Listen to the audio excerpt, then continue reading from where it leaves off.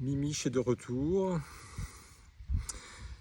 Je vous remercie une fois de plus pour votre soutien. J'ai reçu des milliers de messages de soutien et de sympathie et ça me va droit au cœur. Je fais cette vidéo pour que nous puissions ensemble passer du stade de l'émotion qu'a généré la première vidéo pour passer aujourd'hui à l'étape de la raison. Il est normal que, m'ayant soutenu, vous ayez également accès au déroulé de l'histoire. Je sais que quand il y a un conflit, d'autant plus lorsqu'une décision de justice s'annonce, chacun a tendance à camper sur ses positions de manière subjective, en forçant le trait sur ses qualités et en oubliant délibérément de signaler certains éléments qui pourraient lui être favorables. C'est le jeu du débat contradictoire de la justice et le travail du juge est d'essayer d'extraire du discours de ces deux menteurs un début de récit vérace. Bon. Je vais essayer, non pas de me mettre d'un côté de la balance ou de l'autre, je vais essayer de faire un récit, par respect pour vous et par respect pour moi, le plus objectif et le plus désincarné possible. Je vais essayer de sortir de mon corps et de vous faire un déroulé de l'histoire comme si j'étais observateur non concerné. Bien. J'essaye de développer une entreprise depuis quelques mois, une année, un peu plus d'une année maintenant, à Valence. Et donc je suis amené à la fréquence de tous les mois. J'essaye de passer une semaine, 8-10 jours à Valence tous les mois, parce que l'essentiel de mon activité est en France. Donc je prends l'avion régulièrement à Toulouse pour me rendre à Valence, avec la compagnie qui assure ce trajet de manière exclusive, Ryanair. Ça fait des années que je voyage avec cette compagnie, je n'ai jamais eu de problème particulier jusqu'à la semaine dernière. Donc j'arrive à l'aéroport, muni de ma pièce d'identité et de mon téléphone et de mon QR sur le téléphone. Première étape, je scanne, le portique s'ouvre, j'accède à un premier espace entre guillemets sécurisé. J'avance, je suis le flot, on arrive au contrôle des bagages avec le scanner, etc. Pas de problème. Je vous parle de mémoire. Hein. Donc ensuite, sur la gauche, on arrive dans la zone des boutiques. On sort des boutiques. Il y a un hall. Et on avance. Alors il y a les panneaux d'affichage. On essaye de repérer sur quelle porte on va embarquer. On patiente l'affichage, on attend que la porte s'affiche, et donc dès lors que la porte est affichée, gentiment, on s'approche de la porte en question. Et là, il y a à nouveau donc, un scan qui vous ouvre, je dirais, qui vous ouvre les portes vers un nouvel espace sécurisé, une salle d'attente, une immense salle d'attente. Ceux qui ont pris les avions déjà à Blagnac, on visualise bien de quoi je parle. Une grande pièce où vous avez des fauteuils pour patienter et vous avez une grande baie vitrée qui donne sur la piste. L'avion est là, la passerelle est en place, la porte est ouverte et les gens sont là progressivement en train de passer le test de la dimension du bagage et également progressivement les gens passent la dernière étape pour accéder à l'ultime espace sécurisé qui est matérialisé, parfaitement matérialisé, puisque vous avez dans cette grande salle d'attente dont je parlais un espace. Cette grande salle d'attente est une sorte de grand aquarium, et dans ce grand aquarium, vous avez un petit aquarium rectangulaire, vitré, par lequel on passe à travers un péage avec deux voies de passage étroits pour qu'une seule personne au compte-gouttes puisse passer. Après cet ultime contrôle de pièces d'identité et de billets, et là vous avez une personne qui joue le rôle avec son corps d'une barrière et qui, avec son corps, en se mettant face à vous, en obstruant le passage pour que vous ne puissiez pas forcer le passage tant qu'il n'a pas validé votre pièce et votre billet. Et dès lors que votre pièce et votre billet est validé, son corps se met en position de vous laisser le passage. Il fonctionne comme une barrière. Je n'ai pas encore vérifié que votre billet était correct. Je fais face à vous d'une certaine manière, symboliquement, et si c'est OK, je fais un geste avec mon corps pour me décaler et libérer le passage. Le législateur prévoit que si vous êtes dans cette zone sécurisée, si vous avez passé cette ultime étape et que vous êtes présent dans cette zone sécurisée, alors que votre billet n'a pas été validé à ce moment-là, vous encourez 12 000 € d'amende et jusqu'à 2 mois de prison. Énoncé comme ça, il n'y a rien qui me choque, il n'y a rien qui vous choque. Je dirais avec les années de terrorisme que nous avons connues, avec toutes les protections qui doivent être mises en place pour notre protection et la protection du personnel au sol, navigant, je dirais la sécurité passe avant tout et je trouve normal qu'il y ait ces mesures de sécurité et qu'il puisse y avoir des sanctions contre ceux qui les enfreignent. Ok, bon, j'ai pas de problème avec ça. Sauf que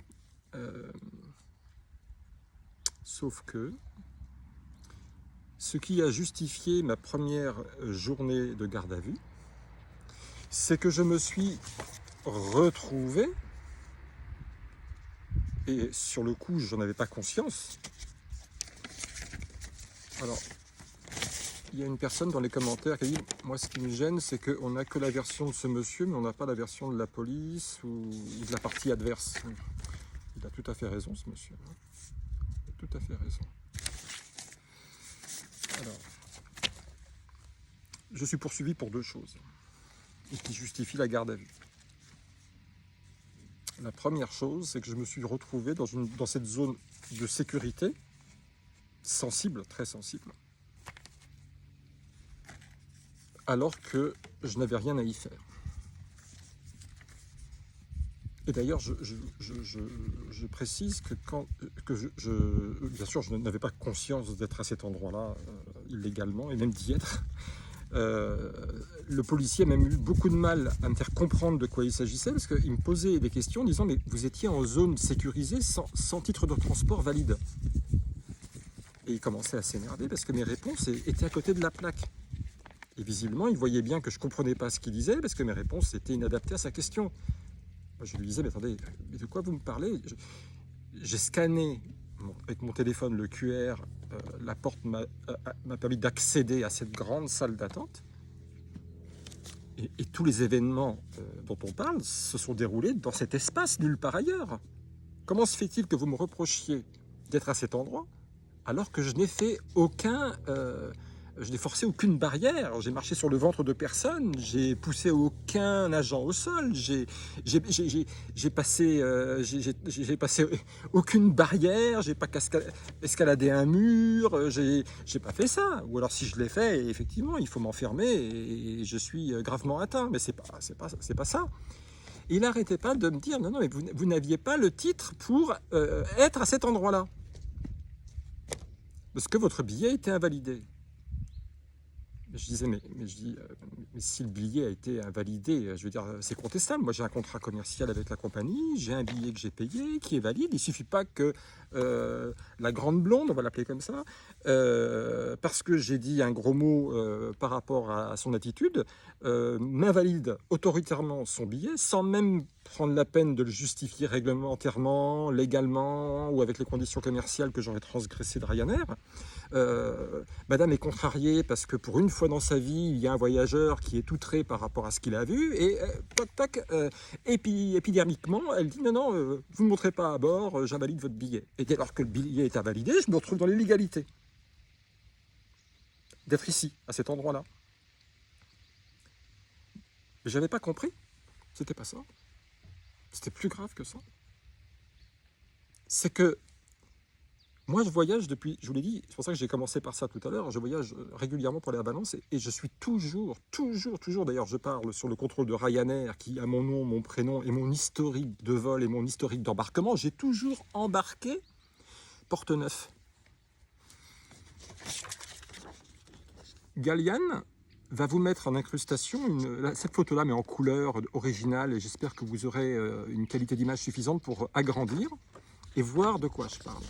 Les portes jusqu'à 9, elles sont ici. Je ne sais pas si vous voyez bien, mais si vous regardez bien, enfin, vous le verrez mieux sur l'incrustation, vous allez voir les différentes portes jusqu'à 9. Donc nous, on embarquait porte 9. Et si vous regardez bien, vous avez ce fameux aquarium dans l'aquarium. C'est-à-dire qu'effectivement, vous arrivez dans une salle d'attente avec des canapés, et progressivement, au fil de l'eau, on vous fait rentrer dans un sas sécurisé, ultime étape avant d'accéder aux pistes et à l'avion. Espace dans lequel vous ne pouvez pas rentrer si vraiment on ne vous y invite pas. C'est impossible physiquement. À moins d'être un terroriste avec une kalachnikov et menacer les gens et rentrer dedans, c'est pas possible. C'est pas ce que j'ai fait. À aucun moment je me suis rendu compte de me retrouver dans un endroit qui était inapproprié par rapport au statut de mon billet.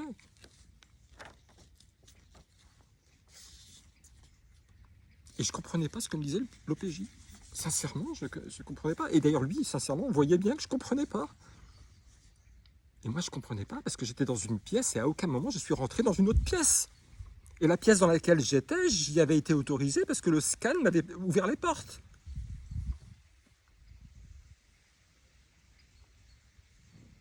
Vous voulez le dénouement de cette histoire?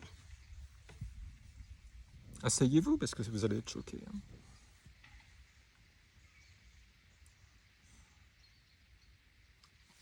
24 heures de garde à vue sur le nœud que je vais dénouer maintenant avec vous.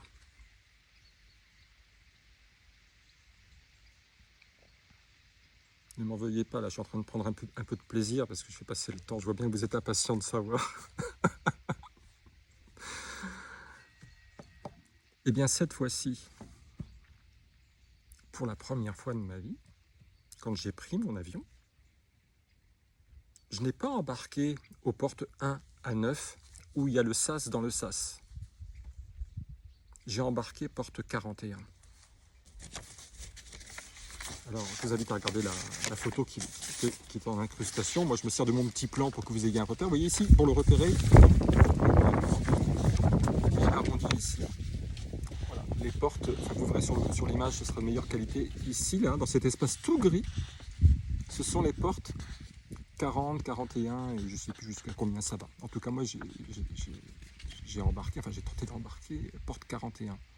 Et vous voyez, regardez bien, vous pouvez agrandir tant que vous voulez avec votre téléphone. Agrandissez, agrandissez, agrandissez. Tout ça, c'est gris. Il n'y a pas de sas dans le sas. Ça veut dire que ce qui matérialise, ce qui fait qu'il y avait bien une zone virtuelle qui correspondait au sas des portes 1 à 9. Sauf que 1 à 9, le sas existe physiquement. Les maçons, les bâtisseurs ont pris la peine de faire un aquarium, une pièce dans la pièce. Et cette pièce est parfaitement matérialisée, on ne peut pas enfreindre et rentrer dans cette pièce si on n'y est pas invité, ou alors on est un délinquant et on doit être puni sévèrement. L'amende, la prison, ce que vous voulez, bien sûr, bien sûr. Sauf que moi, j'étais pas porte 1 à 9, j'étais porte 40. Et dans la porte 40, il n'y a pas de matérialisation de cette zone, dans la zone dans laquelle j'étais, qui m'était interdite parce que mon billet était invalidé par l'autorité de Marie. Elle s'appelle Marie, on va l'appeler Marie.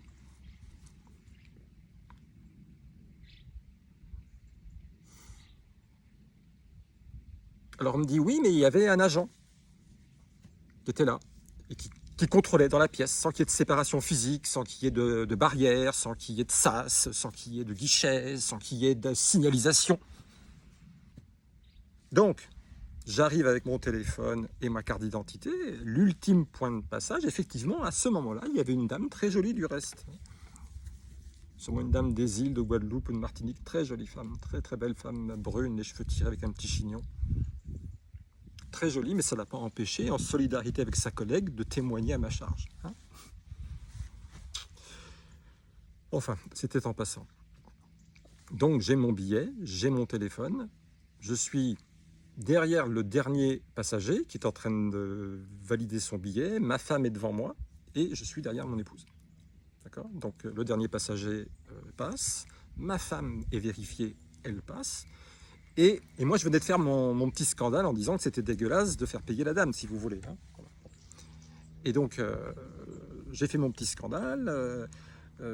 Marie se met à parler fort en disant « Monsieur, vous ne passerez pas, vous n'embarquerez pas, votre billet vient d'être invalidé, je viens d'invalider votre billet, etc. » Et moi, c'est à mon tour de passer. Bon, voilà, c'est tout. Mais on me dit qu'à un moment donné, je suis passé au-delà de cette barrière symbolique où il y avait cet agent qui aurait dû contrôler mon billet et me laisser passer. Sauf que avec ce fratras et le temps qui passe parce que je suis en train de gérer la crise, qu'on me parle, que je me tourne, etc.,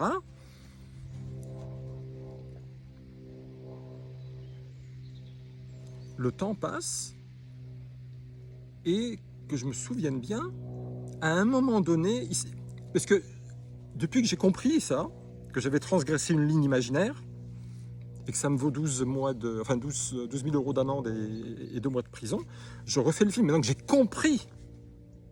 j'ai compris, enfin, ce que j'avais fait malgré moi, où j'avais mis mon corps là où j'aurais pas dû le mettre. Tout à fait involontairement. Et j'ai mis un temps infini à le comprendre, même avec les efforts de la police, etc. 2 jours de garde à vue à me répéter la même chose. Je ne comprenais pas. J'ai commencé à me dire, mais effectivement, aussi loin que je me souviens, j'ai mon téléphone et mon billet et j'entends la dame qui dit c'est invalidé. Donc là, invalidé, dans ma tête, je me dis bon là, j'ai pas à passer. Je dois régler le conflit avec cette dame ou la direction pour passer. Je suis pas un agresseur. À aucun moment je n'ai forcé le passage en disant tu peux toujours courir, tu peux toujours parler, dire que mon billet est invalide. J'y vais quand même. Je l'ai. C'est pas du tout ça. À ce moment-là, sincèrement.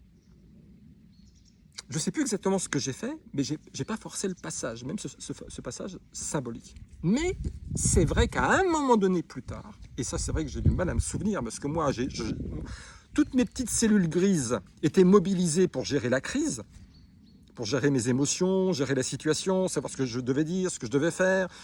Et puis j'essayais également de sensibiliser les passagers pour faire de mon combat individuel un combat collectif, etc. etc. Donc si mon cerveau n'était pas monopolisé à gérer quelque chose dont je n'avais pas conscience. Je n'avais pas du tout conscience de ne pas être au bon endroit, etc. Et surtout de la gravité des conséquences que ça allait avoir. Donc en refaisant le film, et c'est vraiment pas facile parce que quand votre cerveau est mobilisé pour gérer quelque chose en temps réel dans une crise, votre système cognitif est complètement mobilisé pour gérer la crise. Ce qui fait que quand vous essayez, avec toute votre bonne foi, de revenir sur l'histoire que vous avez vous-même vécue, il n'y a pas longtemps, il y a 2-3 jours, c'est très difficile de retrouver les détails de où est-ce que j'étais. Je ne conteste pas avoir passé pas la limite, d'avoir été au mauvais endroit, parce que j'ai vraiment pas transgressé de limite, dans mon esprit.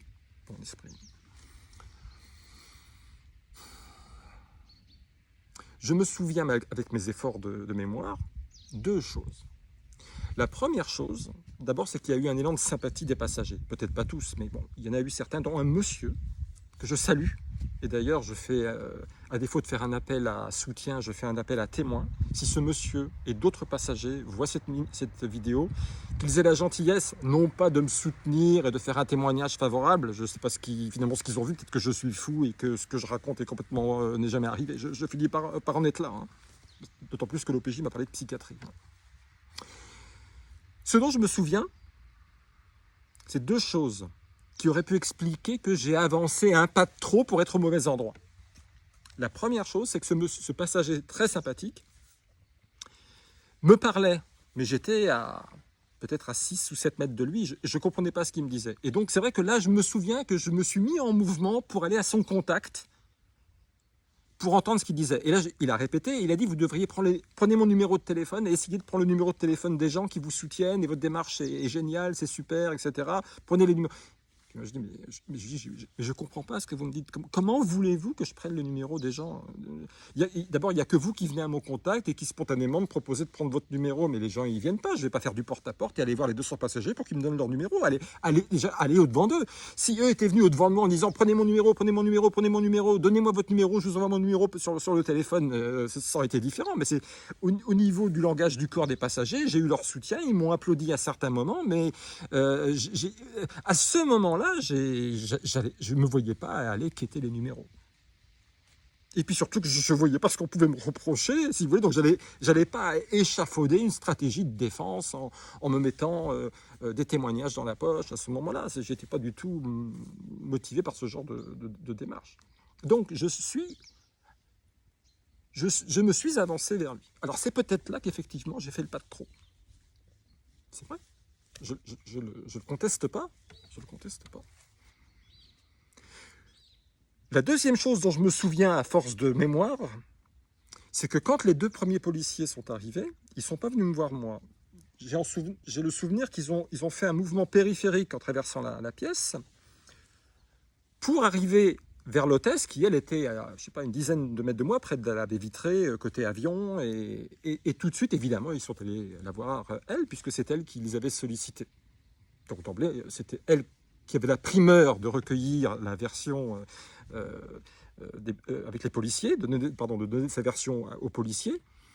Moi, a priori, j'étais le délinquant, j'étais là, pris dans la nasse dans cette pièce dont je ne pouvais finalement pas sortir, et avec la police qui arrive, peut-être encore des renforts, peut-être l'armée, le GIGN, je n'en sais rien. Donc, si vous voulez, moi, je sentais le piège se refermer contre moi et mon espace de mouvement se réduire. Donc, les deux policiers arrivent, discutent avec cette dame, ça dure peut-être 30 secondes, je pense, où elle prend le temps d'expliquer que j'ai dit une grossièreté en disant que ce qu'elle avait fait était dégueulasse, hein, le fait de réclamer de l'argent à cette dame pour son sac qui dépasse très légèrement 70 € ou 60 €. Bon, j'avais été choqué par ça et j'ai réagi. C'est pas passé par là, c'est le ventre, c'est quelque part entre le ventre et le cœur. Il y a un truc qui est pas bon. Enfin bon, je vais pas revenir là-dessus, je me suis déjà expliqué. Mais quand les policiers ont fini d'avoir ce premier entretien pour découvrir la situation de son point de vue à elle, je ne veux pas être trop précis dans ce que je vais dire, parce que honnêtement, je me souviens plus très bien. Mais il est vrai que dès lors qu'ils ont écouté cette dame et qu'elle a fini de s'exprimer, je me souviens ou je ressens qu'ils sont venus vers moi et que moi je suis allé à leur contact.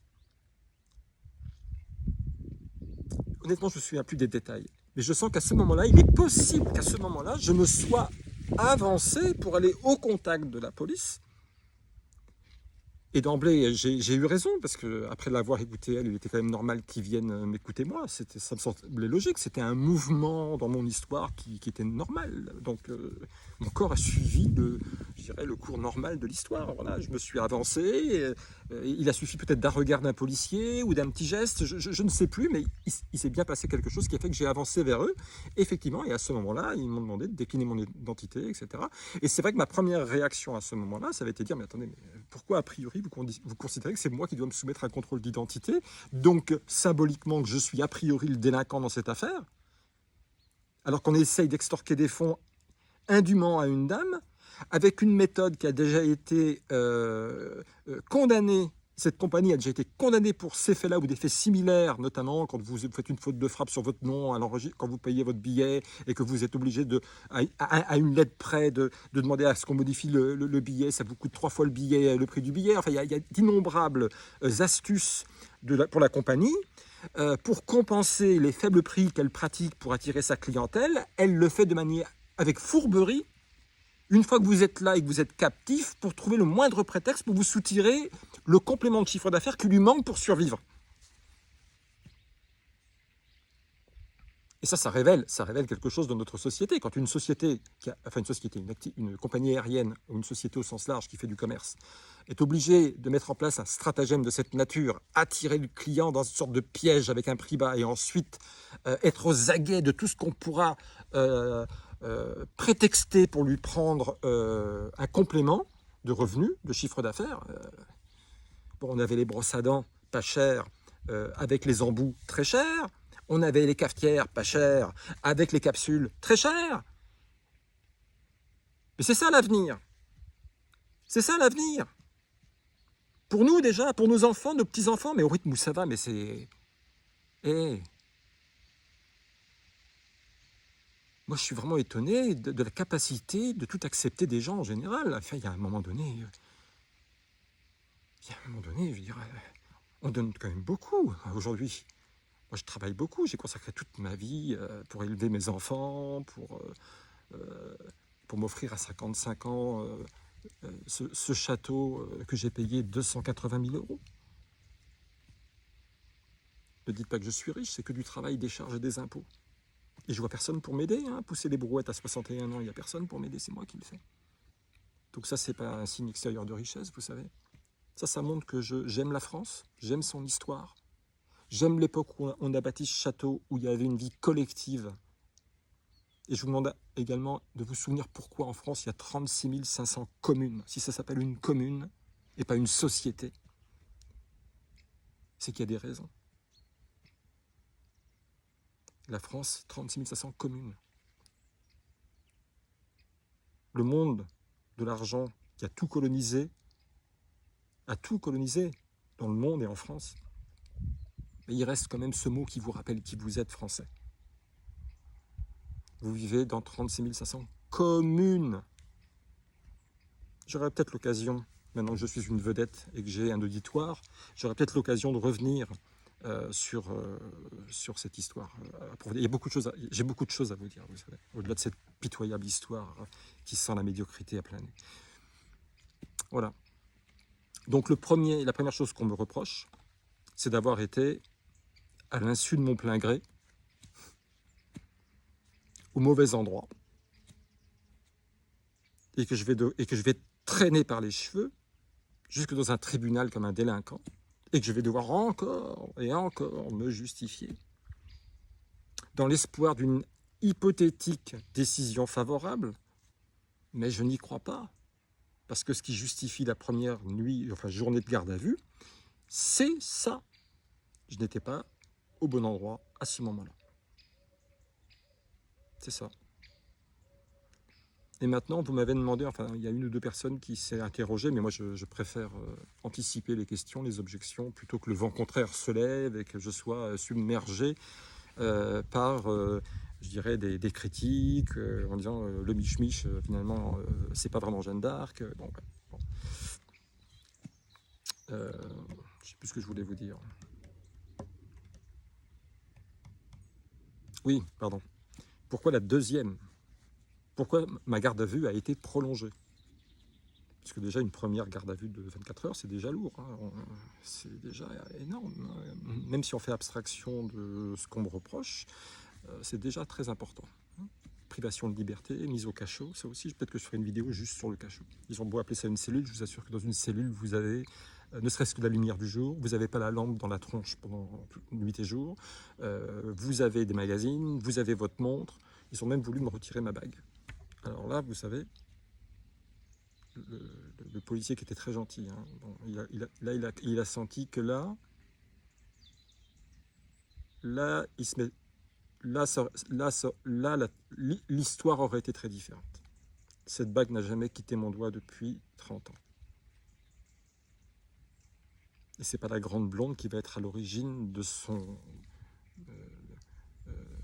retirement. Je vais pas retirer ma bague à cause de cette histoire. Oui, pourquoi la deuxième nuit? Parce que l'OPJ m'a expliqué, très embêté d'ailleurs, hein, et d'ailleurs je salue les policiers, tous les policiers que j'ai rencontrés dans cette triste affaire, je les salue tous. Ce sont des frères de sang et des frères, pour ceux qui ont un peu de culture sociologique, ce sont des frères de condition. Eux aussi, dans leur bureau, ils n'avaient pas de fenêtre. Vous vous rendez compte? On est tous au cachot dans cette société. La police nationale, pilier de la République. On fait travailler des policiers sans une fenêtre, sans voir la lumière du jour. Même traitement que les délinquants qui sont au cachot. Oui, donc j'y viens. Pourquoi la deuxième nuit? Donc l'OPJ me le dit, très embêté, il me dit, mais monsieur Goural, je suis désolé, mais je vais devoir prolonger votre garde à vue de 24 heures parce que je n'ai pas eu le temps de dessiner tout le monde. Et notamment, je dois entendre encore quelqu'un demain matin. Bon, sur le coup, je ne savais pas qui c'était. Moi, j'étais en dehors du temps, isolé, dans 4 murs. Je ne savais pas qui l'avait auditionné. J'étais même étonné qu'il ait pu auditionner qui que ce soit. Moi, cette affaire me paraissait dérisoirement simple. Que ça prenne des proportions pareilles, c'était incroyable pour moi. Bon. Toi qui me dis je dois auditionner quelqu'un, donc je peux pas, compte tenu de l'heure qu'il est, il est tard, je ne peux pas la convoquer maintenant et ce sera demain, donc vous êtes contraint de rester, je suis obligé de renouveler votre garde à vue de 24. Donc, juste pour expliquer aux personnes qui ne comprenaient pas, mais légitimement, sincèrement, et c'est vrai que ça interpelle, hein, on se dit mais pourquoi ce monsieur a été déjà en garde à vue, c'est déjà énorme, et en plus, on lui a renouvelé, c'est que, attendez, c'est pas un saint, c'est que forcément, nous faisons confiance à la justice, aux institutions, aux policiers. Si on l'a gardé une deuxième nuit, c'est qu'il dit pas tout, monsieur Goural. Donc la durée de la garde à vue n'est pas proportionnelle à la gravité des faits. La durée de la garde à vue est proportionnelle, est assujettie au temps nécessaire à la police pour rassembler toutes les pièces pour que la justice, dans un deuxième temps, puisse avoir tous les éléments pour démêler le vrai du faux de cette affaire. Voilà, donc c'est tout. Mais ça aurait été bien qu'on mette en garde à vue également Marie.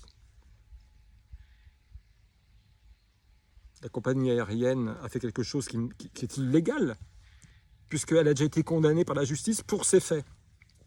Qu'ai-je fait d'illégal?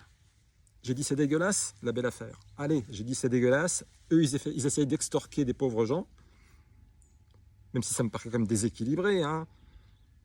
Qui est le voyou des deux? Bon, admettons qu'on ait fait la même bêtise de la même gravité. Mais on aurait dû être tous les deux en garde à vue. Le temps que l'OPJ auditionne tout le monde, rassemble toutes les pièces et puisse délivrer à l'administration qui va juger l'affaire tous les éléments qu'ils ont pu recueillir pour que la justice passe. Pourquoi moi? Pourquoi suis-je le délinquant? Pourquoi est-ce que c'est moi et uniquement moi à qui, d'emblée, on me demande de justifier de mon identité? Pourquoi c'est uniquement moi qui suis, à qui on somme de quitter les lieux alors que j'ai un titre de transport, que l'on transporte contre ma volonté? Et d'ailleurs, quand je suis arrivé au commissariat, je voyais bien qu'ils étaient très embêtés parce que l'OPJ pas de réserve, le mot m'échappe quand vous êtes d'astreinte. L'OPJ d'astreinte, on est allé le chercher chez lui, il est venu.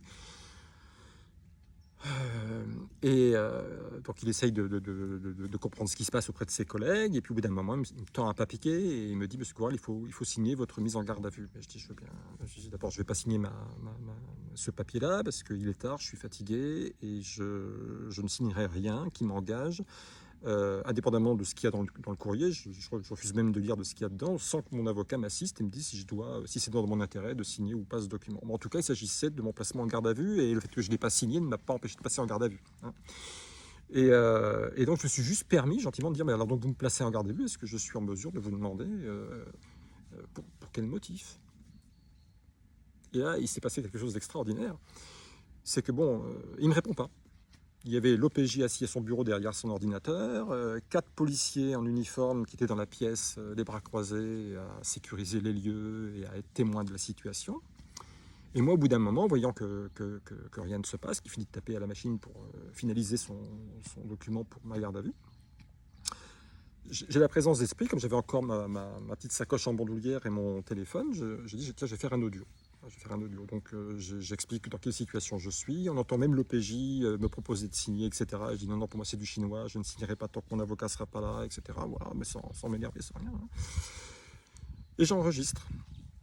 Et donc, j'enregistre, et là, haut et fort, je dis, mais donc, on est en train de rédiger le document nécessaire juridiquement pour mon placement en garde à vue. Est-ce qu'un des fonctionnaires qui est présent ici, monsieur l'OPJ, les quatre policiers qui sont là, vous m'entendez? Est-ce que est-ce que l'un d'entre vous peut me dire, s'il vous plaît, pourquoi je vais être en garde à vue? Pourquoi va-t-on me priver de liberté pendant 24 heures? Est-ce que quelqu'un peut me le dire? Je vous le demande gentiment, sans agressivité. Il me semble que c'est quand même légitime. On va me mettre à l'isolement pendant 24 heures. Est-ce que je peux au moins savoir pourquoi? Et personne n'a répondu. Et ça, c'est enregistré. J'ai l'audio. J'ai l'audio de ça. On entend les policiers.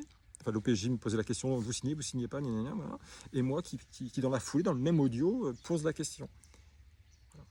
Donc je pense, et d'ailleurs à la sortie de cet entretien, cet OPJ m'a formellement interdit de diffuser cet audio. C'est-à-dire que la police, la justice, qui rend la justice en votre nom, me demande expressément qu'un élément indiscutable audio vous arrive à vos oreilles. Moi, il me semble que ça interpelle quand même, non?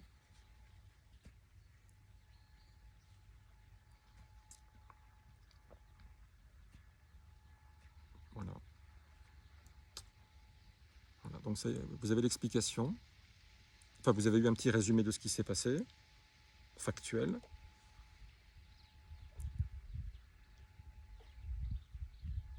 Vous avez ma version, enfin ma version, ça m'embête de dire ma version, parce que c'est pas ma version. Pour moi, très sincèrement, c'est le déroulé journalistique de ce qui s'est passé.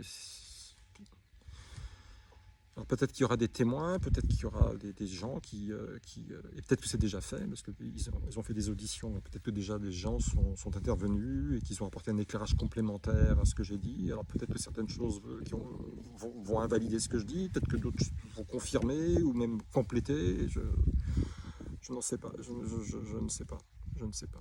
Voilà. Donc ça c'est la première chose. Bon, la deuxième chose, je pense que Galiane va faire un montage, on va couper là et on fera une deuxième vidéo, parce que là je vois qu'on est déjà à 25 minutes, et qu'on n'est pas du tout dans le format TikTok, hein. Donc enfin je dirais dans le rythme des TikTok, c'est très très long. Là on pourrait presque faire une émission de fin de soirée là, à la télévision. Bien, alors maintenant la deuxième raison. La deuxième raison est en relation avec Marie. Donc, la dame met son sac dans le gabarit, il manque pas grand chose pour qu'il rentre, c'est un sac à dos, si vous voulez, un petit sac à dos, vous savez, de montagne, où la ceinture qui fait le tour au niveau du bassin est en mousse sur les côtés pour le confort. Et c'est vrai que quand vous tenez votre sac à dos comme ça, les deux petites mousses, elles s'écartent comme ça, elles vous supplient, elles sont en position de supplication. Et quand vous mettez votre sac de travers, la première mousse donc, se rabat sur le sac, mais l'autre, elle remonte. Quoi. Voilà. Puis d'être la deuxième sur la première, plus l'épaisseur du sac, quand tout le volume est concentré en bas du sac, là où il est le plus large, le plus volumineux, ça rentre pas.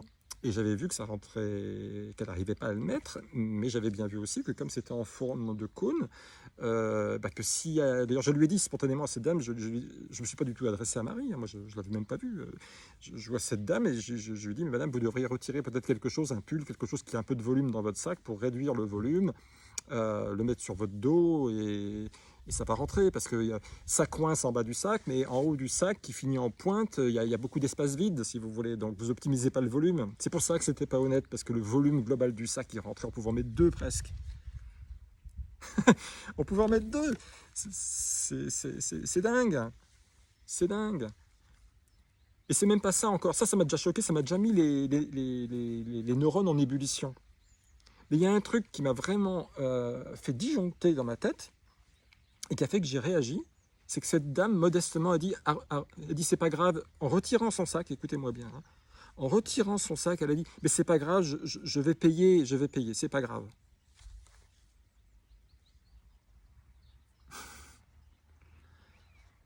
Là, je me suis mise à saigner. Hein. J'étais en hémorragie interne à ce moment-là. Hein. Je dis « Mais c'est pas possible. C'est pas possible. » J'ai imaginé ma mère, j'ai imaginé ma sœur, j'ai imaginé ma grand-mère, j'ai imaginé ma fille. Comment ça, tu vas retirer ton sac et tu vas payer 70 € une journée de travail. Une journée de travail pour quelqu'un qui est au SMIC. Une journée de travail à se sortir du lit, à financer sa voiture pour aller bosser, faire son taf, supporter son chef et enfin bon, vous voyez ce que je veux dire, toute la journée, se coltiner tout son taf toute la journée, rentrer le soir. Tout ça pour sortir 70 € et eux, comme ça, pour une bretelle, ils vous prennent une journée de travail. Ils vous prennent une journée de travail sur une bretelle.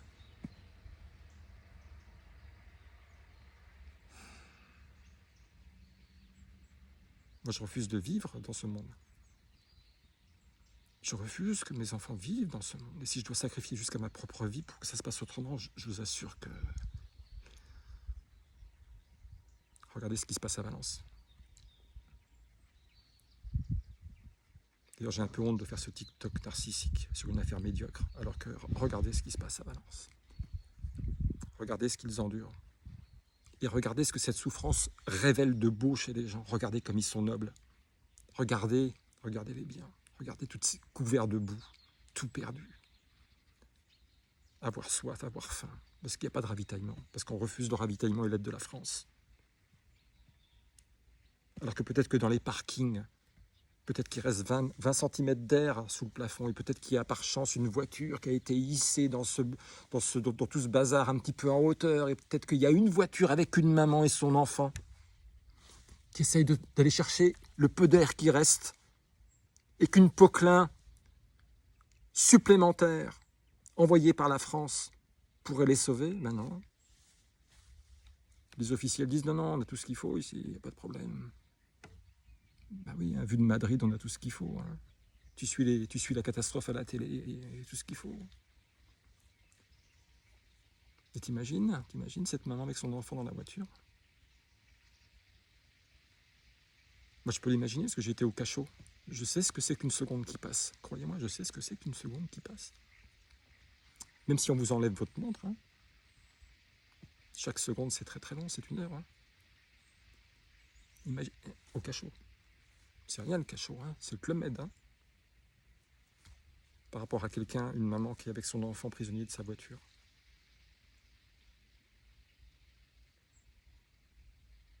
Et qu'on ne pourra pas sauver, qu'on va sacrifier parce qu'il manquait une grue, une Poquelin que la France aurait pu, la France ou un autre pays aurait pu... oui, tout ça parce qu'il y a un officiel, enfin je ne vais pas être grossier, mais un officiel qui dit non, ce qu'il faut, pas de problème. Mais vous ne croyez pas qu'il y a un problème? Et je ne parle pas de ce qui se passe dans le monde, hein, je ne veux pas trop extrapoler. Enfin si, il faut extrapoler. Il faut extrapoler. Je vous l'avais promis, il faut sortir de son corps.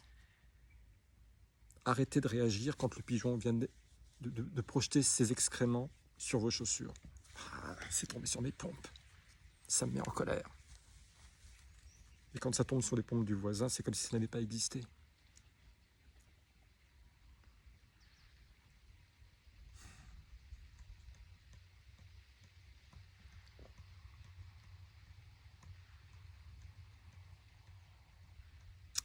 Vous savez, j'ai 61 ans et je discute avec des amis et je les saoule souvent parce que j'ai quand même compris un certain nombre de choses sur le fonctionnement de ce monde. Peut-être que j'aurai l'occasion de faire des vidéos. Ne croyez pas que je pense que le responsable est une personne. Ce qui advient, cette monstruosité qui est notre vie renouvelée sans cesse en ce moment, enfin depuis des siècles maintenant, cette monstruosité advient indépendamment de la volonté des hommes. Il n'y a pas à changer de président, il n'y a pas à changer de député, il n'y a pas à changer de maire, il n'y a pas à changer de chef, il n'y a pas à changer de contremaître pour que les choses aillent mieux. Tout ça ne dépend pas de la volonté des hommes. D'ailleurs, on passe notre temps à changer les hommes. On change de président, on change de chef, on change de... Hein, celui qui est censé incarner la responsabilité de ce qui se passe, il change. Il change. C'est toujours pire. Comment pouvez-vous encore aujourd'hui penser qu'en changeant une personne à une responsabilité, ça va changer votre avenir et ça va changer vos conditions de vie? Combien de temps encore va-t-il devoir se passer avant que vous réalisiez qu'il y a un automouvement, il y a quelque chose qui se reproduit indépendamment de la volonté des hommes?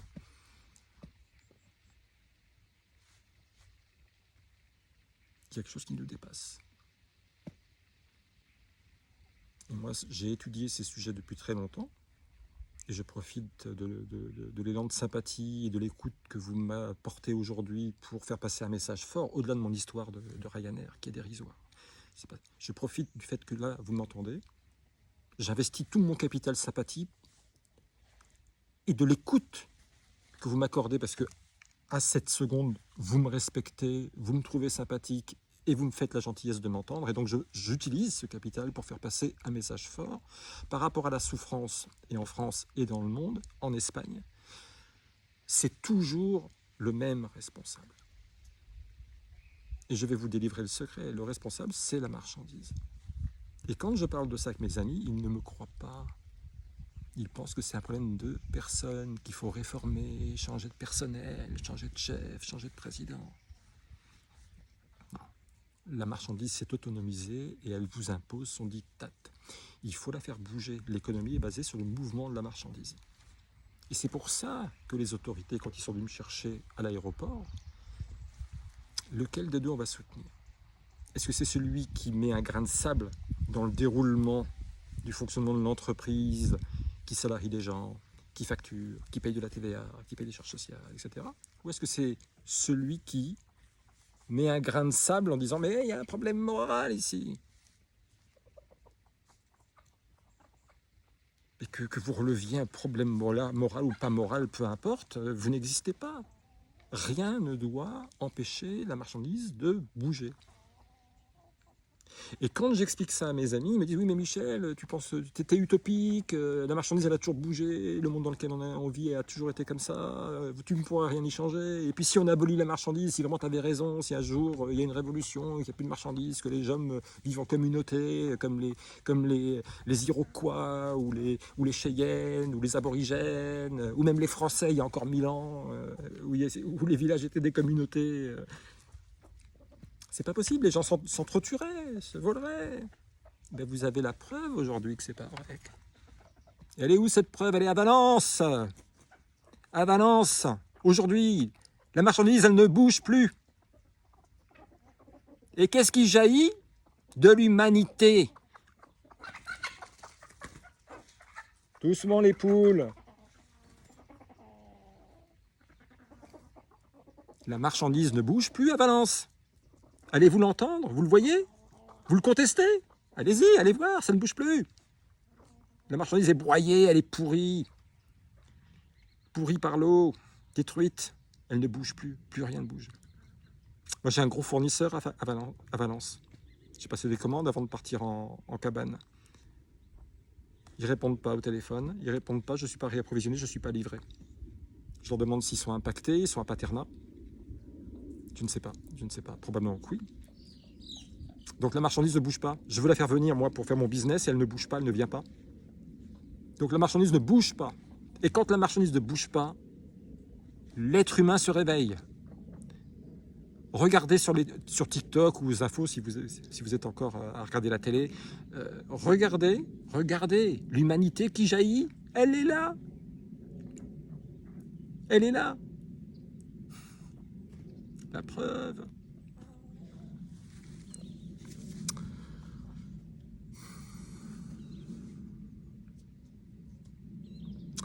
Bien. Cet aparté que je viens de faire, là, il est très important. Mon affaire, elle n'est pas importante. Ce qui est important, c'est que j'ai un auditoire, là, éphémère. Je ne suis pas dupe, ça va être éphémère. TikTok, c'est éphémère. Une image passe après l'autre, passe après l'autre, passe après l'autre.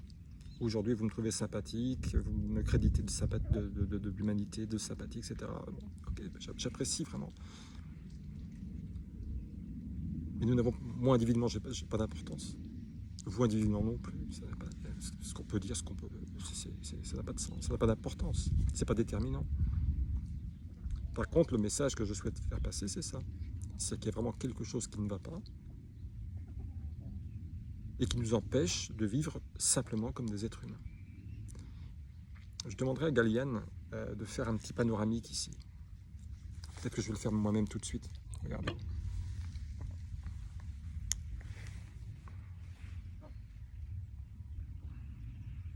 Regardez comme c'est beau. Regardez comme c'est beau. Non seulement c'est beau, ça fait 6 ans qu'on est ici, le mal qu'on a à venir à bout de la nature. Il faut tondre tout le temps, broyer, vous faites un côté, vous vous retournez un mois après, ça repoussait de l'autre. Toutes les herbes que vous avez vues, là, il y en a, ça nourrit les animaux, vous vous nourrissez des animaux. La plupart d'entre elles, on n'y connaît rien. Vous savez que les chasseurs-cueilleurs connaissaient 2000 plantes. Tous les membres, hein, il n'y avait pas un spécialiste dans la communauté qui connaissait les plantes et l'autre qui faisait autre chose. Dans une communauté, chaque membre faisait tout, savait tout. Chaque membre connaissait les vertus médicinales, nutritives, préventives de 1000 plantes.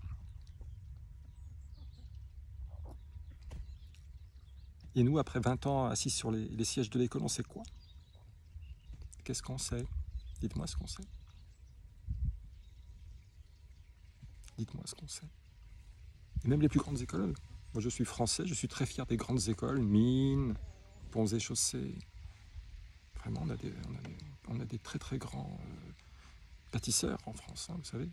Et c'est pas de l'ironie, hein, on est les champions du monde pour faire des ponts et des routes. Hein. Qu'est-ce qui s'est passé à Valence?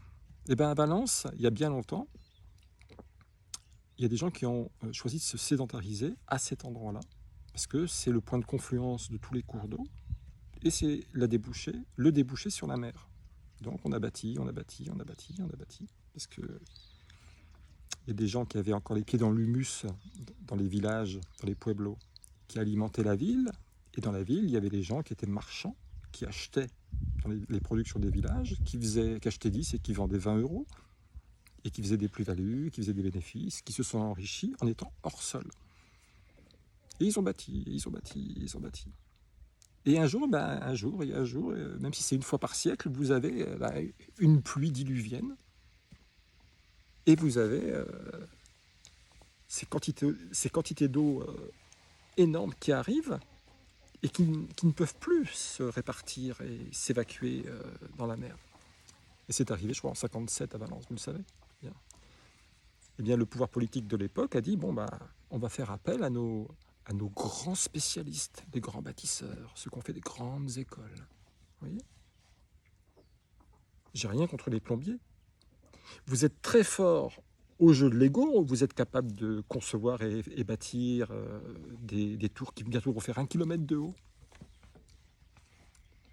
Empiler des briques, ça c'est parfait, vous savez faire.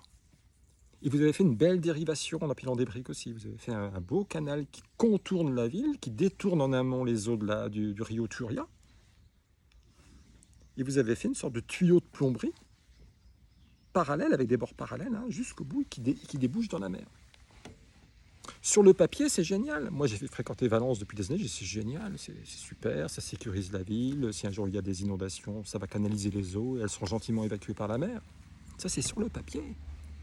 Ça, c'est sur le papier, ou lorsque les pluies sont faibles ou modérées, ou même fortes. Et quand une fois tous les 50 ans, les pluies sont diluviennes, hors de proportion, comme ce qu'on a vécu là, qu'est-ce qui se passe? C'est qu'il y a du mauvais temps. C'est qu'il y a de la houle en mer. Donc, les ruisseaux grandissent, les fleuves saturent. Génial, on a fait cette déviation des eaux. Même si elle est très large, hein, ça doit faire peut-être 300 mètres de large. Vraiment, si un jour vous visitez Valence, vous verrez, ce détournement des eaux de la Touria, c'est pharaonique, c'est très grand. Hein. Donc quand on le voit à l'échelle d'un homme, on se dit, on est à l'abri de tout. Sauf que toutes les eaux dans cette catastrophes exceptionnelles se sont engouffrés dans ce canal. Sauf que ce canal, il reste un canal de la même largeur jusqu'au bout. Vous voyez, ceux qui ont bac 50, les joueurs de Lego, qui ont fait des grandes études dans les meilleures écoles, ils ont fait ce canal de la même largeur jusqu'au bout. Ils auraient juste dû faire un petit tour en avion et prendre de l'altitude, ou même regarder une carte. Comment se comportent les embouchures partout dans le monde. Naturellement. Ce sont des deltas. C'est-à-dire que quand votre fleuve arrive à proximité de la mer, des kilomètres avant, il commence à s'élargir, parce que quand il y a beaucoup de pluie et qu'il y a de la houle, si vous faites un canal étroit jusqu'au bout, la pression qui s'oppose à la sortie des eaux douces est très importante et elle empêche l'eau douce de se déverser dans la mer. Donc une fois que votre canal est rempli, il n'est plus un canal d'évacuation, il reste juste un bassin de rétention des eaux. L'eau ne peut plus aller dans la mer, puisque la pression exercée par la mer sur la sortie des eaux douces s'équilibre et il n'y a pas de sortie d'eau. C'est ce qui s'est passé. Ce bassin de rétention, même s'il a l'apparence d'un conduit d'évacuation, n'est qu'un bassin de rétention. Et une fois qu'il est rempli, ça déborde.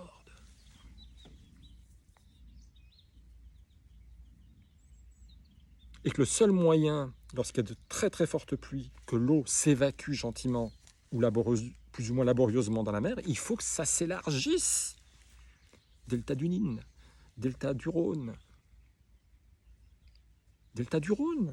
français, visitez la Camargue. Toutes ces zones humides, c'est quoi? C'est une fois par siècle, quand le Rhône est alimenté par trop d'eau, tout cet environnement se sature d'eau à l'infini en largeur pour pouvoir, à son rythme, se jeter dans la mer. Si la mer ne l'accueille pas, on va élargir la largeur de contact avec la mer pour que ça finisse quand même, plus ou moins laborieusement, mais par sortir. Mais au moins, c'est pas bouché. Et puis de toute façon, même si c'est inondé, c'est pas grave. Il n'y a pas de catastrophe naturelle. Il n'y a qu'une catastrophe pour les marchandises, humaines ou matérielles. C'est elle qui souffre aujourd'hui à Valence. La nature, elle rigole, elle rigole. Regardez-moi ces bac plus 50 qui ont cru qu'ils allaient comprendre le début du commencement des règles de la nature. Ils ne comprennent rien. Ils ne comprennent rien à rien. Déjà parce qu'ils n'ont pas la culture de la longue durée. Ils ont le syndrome du panda. Vous savez ce que c'est que le syndrome du panda? Les pandas, ça vit dans les bambous. Alors, il y a le premier panda, le deuxième panda, de génération en génération. Ils ont l'impression qu'ils vivent dans un environnement qui les nourrit de bambous. Ils se nourrissent de bambous. Et les bambous se renouvellent. Et les bambous qui se renouvellent sont consommés par les pandas. Et les pandas se renouvellent de génération en génération. Et il y a déjà un sentiment d'éternité de leur mode de production et de succession de l'espèce et de survie de l'espèce. Au bout de 2-3 générations, ça fonctionne pendant 1, 2, 3 générations. 3 générations, on considère que c'est l'éternité, que ce système va se reproduire à l'infini. Sauf que les bambous, ça fleurit au bout de 120 ans. Alors, on est au-delà de la mémoire d'un panda qui se dit, mais attention, papy me l'avait dit, il y a 50 ans, il y a 60 ans, ça avait fleuri et toute la bambouseraie avait disparu. Et nous avec. Les hommes, c'est pareil. Syndrome du panda. Sous prétexte que depuis 10 000 ans, il y a un mode de production de la marchandise qui nous fait vivre, qui pense que... Sous prétexte que ça fonctionne depuis 5 000 ou 10 000 ans, ils imaginent qu'ils se sont soustraits définitivement aux règles de la nature. Lourde erreur. N'oubliez pas qu'un homme que l'étymologie de homme, c'est l'humus. Tant que vous avez les pieds dans l'humus, dans la terre, et que vous êtes nourri par la terre, vous êtes un homme. Dès que vous devenez hors sol, que vous êtes nourri par le négoce de la marchandise, j'achète 10, je vends 20, j'achète 10, je paye mes impôts, mes taxes, mes machins, il me reste tant pour vivre, je remplis mon frigo, je nourris mes enfants, ils se reproduisent et mes enfants refont pareil, etc. Ça dure, ça dure, ça dure. Mais c'est pas un mode éternel. Parce qu'il y a des lois qui s'appliquent sur ce mode de production qui fait que ça va mourir un jour, de toute façon. Comme un jour, tous les 50 ans, tous les 100 ans, il y a quelque chose qui se produit où la nature vous dit « Allez, le retour du réel, l'implacable retour du réel. » Voilà. Alors vous dites, il est quand même incroyable ce gars-là, parce que il nous a hameçonné avec son histoire d'avion, hein, de garde à vue, et il nous amène ailleurs. Mais oui, est-ce que comment dire, percevez, ressentez le lien qu'il y a entre mon histoire et Valence? J'aimerais que vous fassiez un lien. Peut-être que ce qui m'est arrivé au moment où ce qui se passe à Valence était une sorte d'alchimie, une sorte de comment dire, un événement qui nous dépasse, qui fait que j'ai pu vous délivrer un message. Alors je sais bien qu'il y a beaucoup de gens qui vont ne pas adhérer, ne rien comprendre, ou peut-être déjà qui sont partis regarder les vidéos de GMK, c'est pas un problème. Moi là, j'ai planté une graine. J'ai profité de ce qui m'est arrivé, de l'élan de sympathie, de votre écoute pour faire passer un message. Et d'ailleurs, je ne souhaite même pas que vous le receviez intégralement, comme ça, pour argent comptant. Prenez-le comme une graine, même si vous n'êtes pas d'accord, et surtout si vous n'êtes pas d'accord avec moi, même si ce que je vous dis vous semble ahurissant, hors de propos, inadapté. Je vous en prie. Je vous en prie. J'ai un capital de sympathie à vos yeux. Je vous demande juste une chose. Gardez ça quelque part dans le coin de votre tête. Et faites ce travail de pensée, de réflexion entre vous et vous. Je n'essaye pas de vous convaincre, je ne vous demande pas d'essayer de convaincre quelqu'un, il n'y a pas de prosélytisme, je n'impose rien à personne. Mais je suis heureux dans ma vie d'avoir fait un travail de compréhension sur les choses qui adviennent, et je suis heureux d'avoir la possibilité de le transmettre à beaucoup de gens grâce à ce qui m'est arrivé. Voilà. Parce que ce qui m'est arrivé est dérisoire, ça n'a strictement aucune importance. Même si je suis condamné, même si je vais en prison, c'est pas grave. C'est pas grave. Je suis au-delà de tout ça, c'est pas grave. Mais je serai condamné, parce que j'ai fait du cachot. Ils ne peuvent pas mettre au cachot quelqu'un qui est blanc comme neige, ce n'est pas possible. Il va falloir me diaboliser. Donc je le sais. Je le sais. On a fait le coup avec Jésus, on a fait le coup avec Jeanne d'Arc, on a fait le coup avec Louis XVI. Quand on veut se débarrasser de quelqu'un, avec Saddam Hussein, avec Kadhafi, quand on veut se débarrasser de quelqu'un, il faut dire qu'il a la peste. C'est même pas de la faute de ceux qui vont être chargés de cette mission. Il y a un ordre supérieur qui fait que tout ça advient. Et c'est pas grave. L'important, c'est que vous ayez un petit germe, que ce que j'ai dit germe. Et d'ailleurs, je m'adresse surtout aux enfants. Parce que les enfants ne sont pas encore contraints de gagner leur vie et de se laisser dissoudre par l'avoir, par l'intérêt. Ils sont encore pris en charge par leurs parents, donc ils sont encore hors société, hors monde de l'argent, hors pourriture. Ils sont encore purs et vous les protégez de toutes ces salissures. Alors je m'adresse à eux. Ce message s'adresse à eux. Alors bien sûr, c'est des mots un petit peu compliqués, des mots d'adultes, des concepts pas forcément faciles d'abord. Mais ils sont pas si bêtes que ça.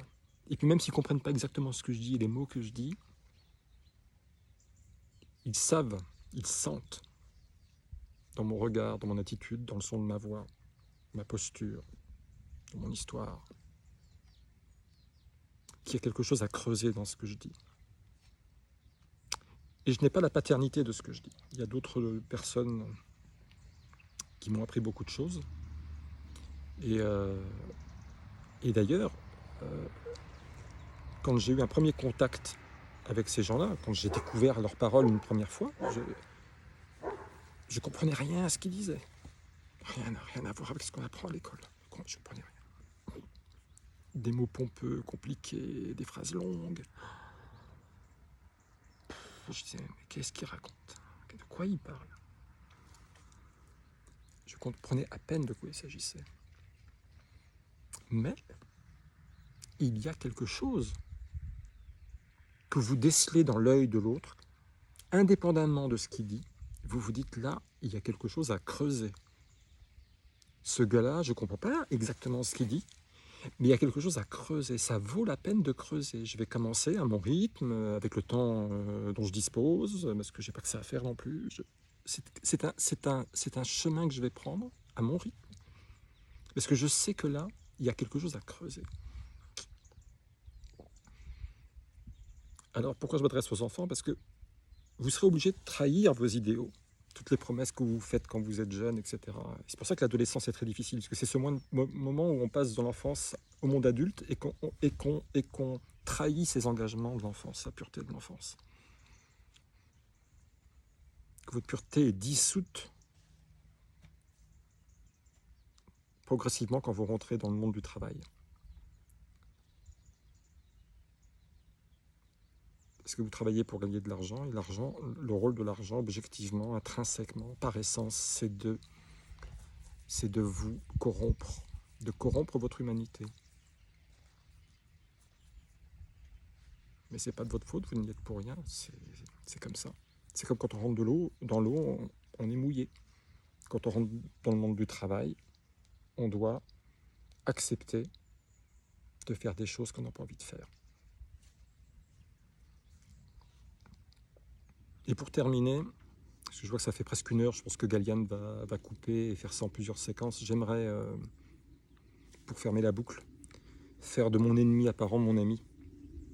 Marie, si tu me regardes, Marie, en plus avec un prénom comme ça sent la pureté à des kilomètres. Ça doit être terrible pour vous d'essayer d'appliquer la politique de Ryanair. Ça doit être terrible, je le dis sincèrement, c'est pas de l'ironie, c'est pas du sarcasme, hein. Je suis très très sérieux, hein. J'ai beaucoup de peine pour vous. Et vous incarnez tous les salariés qui font un sale boulot parce qu'ils n'ont pas le choix. C'est pour ça que quand j'ai dit c'est dégueulasse, c'était l'action qui était dégueulasse. C'est la politique de Ryanair qui est dégueulasse. C'est le monde marchand qui est dégueulasse. Mais c'est pas vous. C'est pas vous. Je me suis jamais pris à vous. Je sais que vous êtes courageuse, vous travaillez, que vous sortez du lit le matin. Vous étiez bien dans votre lit, au chaud. Vous sortez du lit, vous vous faites violence. Préparez votre petit-déj, préparez le petit-déj de vos enfants. Et vous dites, bon allez, je vais aller encore faire cette journée d'aliénation, à faire ce sale boulot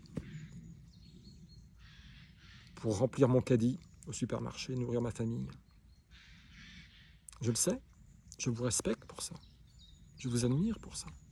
Surtout que moi je suis un petit peu vieille école, je suis macho méridional, moi je considère que les femmes ça doit être à la maison. Un homme doit protéger sa femme du monde marchand. Alors, il y a beaucoup de femmes, enfin pas beaucoup de femmes, beaucoup de féministes qui vont me rentrer dans le lard.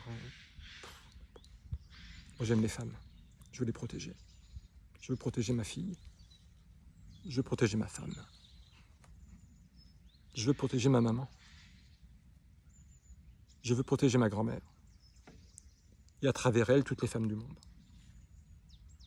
Parce que la femme, c'est celle qui donne sa poitrine généreuse et chaude à son enfant pour assurer le cycle infini de la vie. Donc vous n'avez rien à faire à checker des bagages à la con.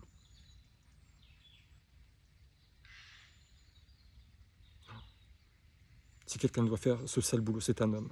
Les hommes doivent être en première ligne sur le front, pas les femmes. Ne vais pas vous salir, Marie, pleine de grâce.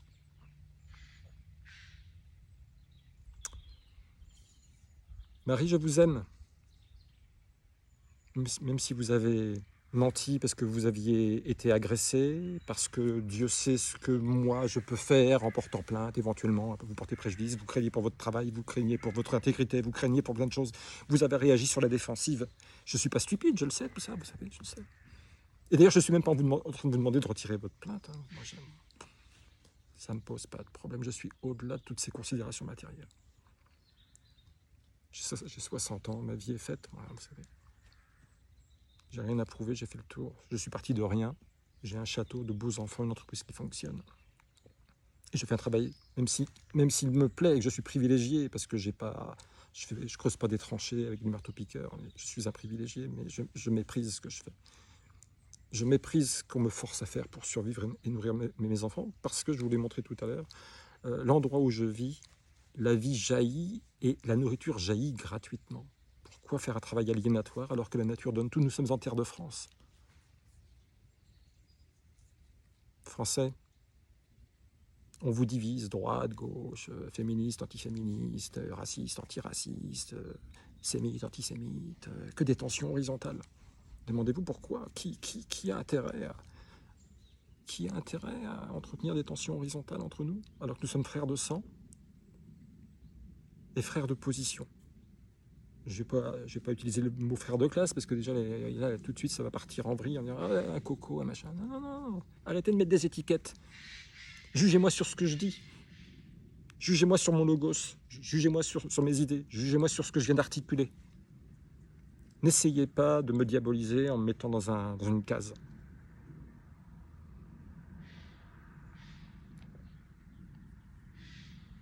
La victime la plus importante, c'est Marie. Parce que moi, je suis fort. Je me relève de tout ça. Je suis stable sur mes appuis.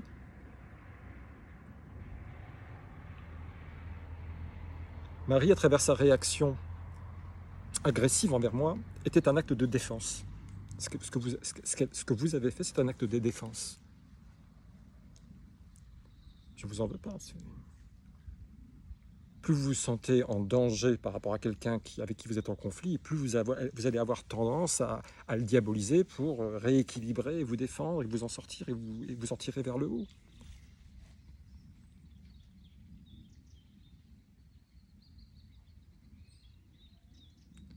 Bon, je terminerai simplement sur le fait que je demande à Marie de bien vouloir me pardonner.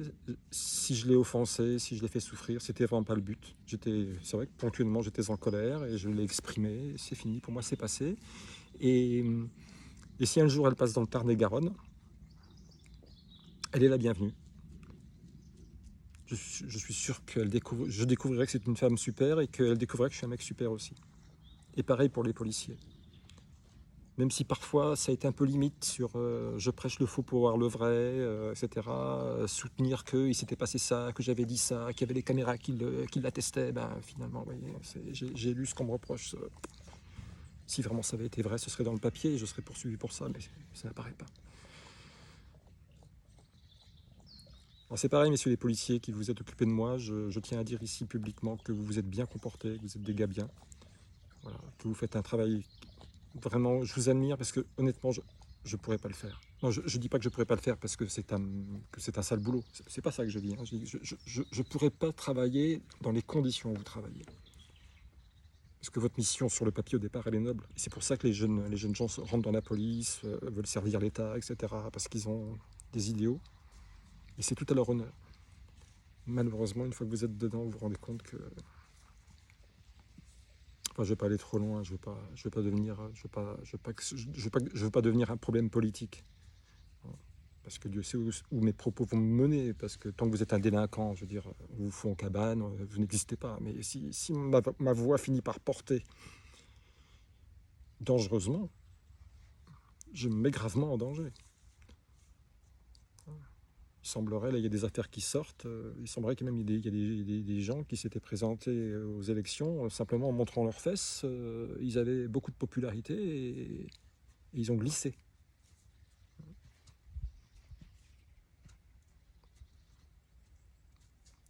Il me semble que j'ai dit des choses bien plus subversives que de montrer mes fesses. Là, hein. Donc,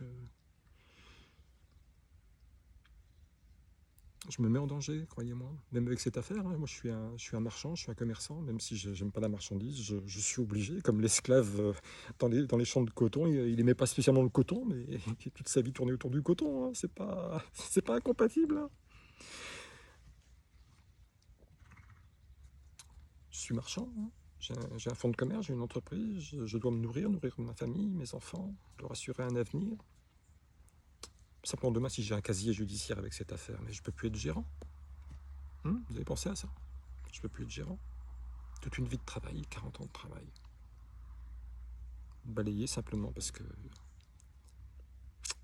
je suis intervenu pour cette femme. Et aussi parce que là, je prends la parole sur d'autres sujets plus importants.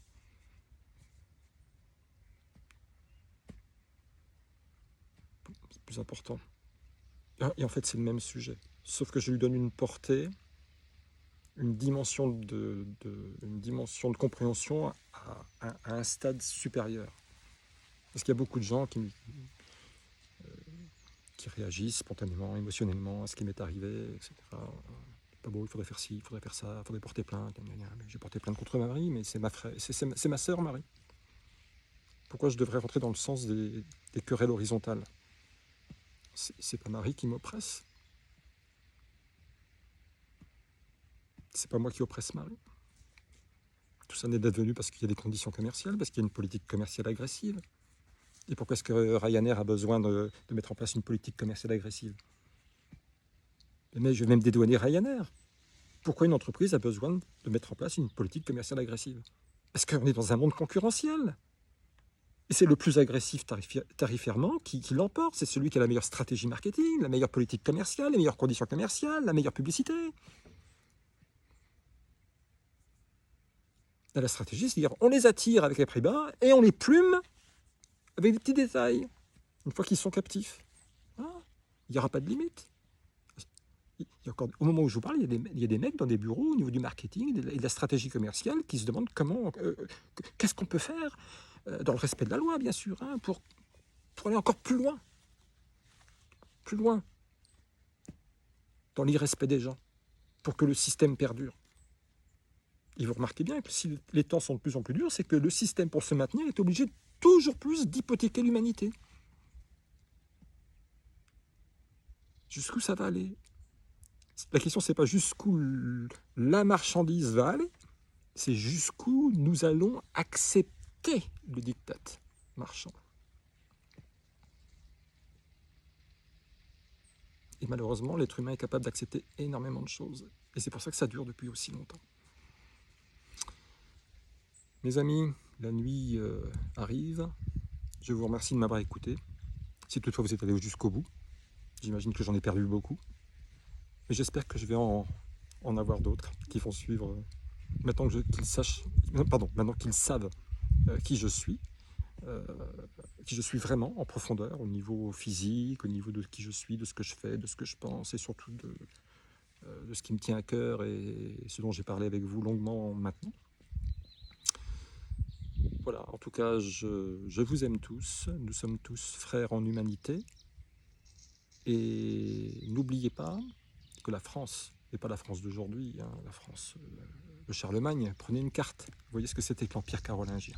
C'est le seul endroit du monde où nous avons un humus d'une générosité infinie, qui nous a permis d'avoir 1000 fromages, 1000 vins, le pot-au-feu, le petit salé aux lentilles, le coq au vin, la viande la meilleure du monde, la salers, les jambons. Enfin, je n'oublie la France. La France est céleste. La France est divine. Parce que l'humus reproduit la vie éternellement. L'humus, le soleil et l'eau, en France, sont réunis en France pour reproduire la vie, la joie de vivre, l'humanité éternellement, sans passer par la case travail, etc. Je vous embrasse tous. Que Dieu vous protège.